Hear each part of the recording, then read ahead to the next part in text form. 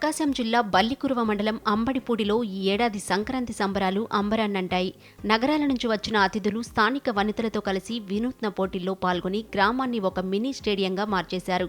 ముఖ్యంగా మహిళల కోసం నిర్వహించిన కొబ్బరికాయ విసిరే పోటీ అందరినీ విశేషంగా ఆకట్టుకుంది. ఈ పోటీలో భాగంగా కొబ్బరికాయను చేత్తో కాకుండా కాలితో దూరంగా విసిరాలి. గీత గీసిన చోట నిలబడి వెనక్కి తిరిగి చూడకుండా కాలితో కొబ్బరికాయను ఎవరు ఎక్కువ దూరం విసురుతారో వారే విజేతలు. ఈ వెరైటీ పోటీలో పట్నం నుంచి వచ్చిన మహిళలు సైతం ఎంతో ఉత్సాహంగా పాల్గొని పల్లె వనితలకు గట్టి పోటీ ఇచ్చారు. మరోవైపు మహిళల బాహుబలాన్ని పరీక్షించేలా ఇటుక మోసే పోటీ సాగింది. మోచేయి వంచకుండా కేవలం ఒక చేత్తో బరువైన ఇటుకను పట్టుకుని మహిళలు తమ పట్టుదలను ప్రదర్శించారు. పట్నం సోకులు, పల్లెటూరి పట్టుదల మధ్య సాగిన ఈ పోటీలో ఎవరు ఎక్కువసేపు నిలబడతారో అని గ్రామస్తులంతా ఉత్కంఠగా తిలకించారు.